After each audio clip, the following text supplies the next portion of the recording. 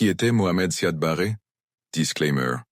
Cette vidéo est réalisée dans un but éducatif, culturel et informatif. Elle retrace le parcours de Mohamed Siad Barre, figure politique marquante de la Somalie au XXe siècle, afin de comprendre son rôle dans l'histoire et son héritage. Il naît en 1919 dans la petite ville de Chilabo, alors sous administration éthiopienne, mais au cœur de terre revendiqué par les Somaliens. Issu du clan Maréan de la grande famille Darod, Mohamed Siad Barre grandit dans un contexte marqué par le colonialisme et la rivalité des puissances étrangères dans la corne de l'Afrique. Dès son plus jeune âge, il se distingue par sa discipline et sa détermination. Orphelin très tôt, il est pris en charge par des proches qui l'envoient dans les écoles mises en place par l'administration coloniale italienne en Somalie. Là, il apprend à lire et à écrire, mais aussi à comprendre les rouages du pouvoir colonial. Plus tard, il rejoint une école de police italienne à Mogadiscio, où il développe un intérêt profond pour l'ordre, la stratégie et la sécurité. Formation militaire et influence idéologique. Après la Seconde Guerre mondiale, Siad Barre s'engage dans la police somalienne sous administration britannique.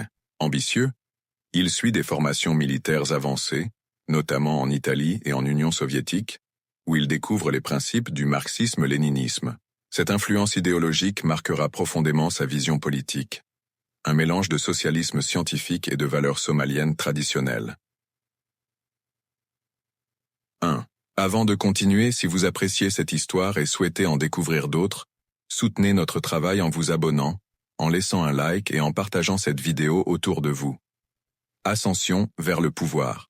En 1960, la Somalie obtient son indépendance et forme la République somalienne. Barre gravit rapidement les échelons dans l'armée nationale nouvellement créée, jusqu'à devenir commandant en chef. En octobre 1969, après l'assassinat du président Abdirachid Ali Shermarke, l'armée prend le pouvoir par un coup d'État sans effusion de sang. Mohamed Siad Barre, alors général, devient président du Conseil révolutionnaire suprême et chef de l'État.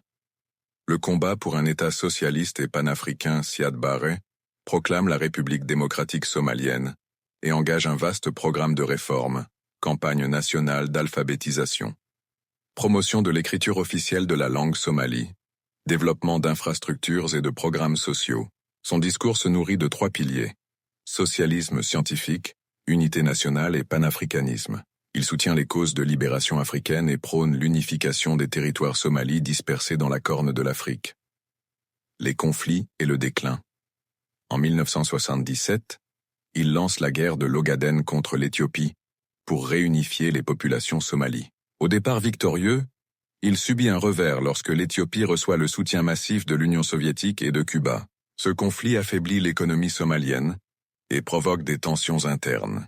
Dans les années 1980, l'autoritarisme de son régime, les répressions politiques et les difficultés économiques alimentent la révolte. En 1991, face à l'avancée des forces rebelles, Siad Barre fuit Mogadiscio.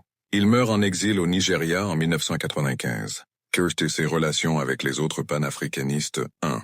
Avec Julius Nyerere, convergence. Tous deux étaient favorables à une Afrique unie et socialiste.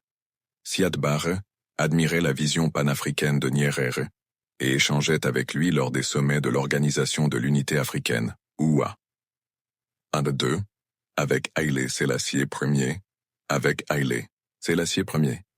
Relations tendues à cause du différend territorial sur l'Ogaden, une région éthiopienne habitée majoritairement par des Somaliens. 3. Avec Mouammar Kadhafi, Libye. Idéologiquement proches, les deux partageaient un discours anti-impérialiste et panafricain, avec une vision socialiste adaptée au contexte africain. Collaboration. Kadhafi apporta un soutien politique et parfois logistique à la Somalie dans ses revendications territoriales. Son héritage. Pour certains, Siad Barre fut un modernisateur, un dirigeant qui a tenté de forger une identité nationale forte et d'élever le niveau de vie en Somalie. Pour d'autres, son règne reste marqué par l'autoritarisme, les guerres et l'effondrement de l'État somalien. Quoi qu'il en soit, son nom reste associé à l'une des périodes les plus marquantes de l'histoire moderne de la Somalie, un mélange de rêves panafricains et de réalité brutale du pouvoir. Merci pour votre attention. Si vous avez appris quelque chose de nouveau grâce à cette histoire, aimez, abonnez-vous et partagez cette vidéo. Ensemble, continuons à faire vivre la mémoire de l'Afrique et à comprendre les leçons de son passé pour construire un meilleur avenir.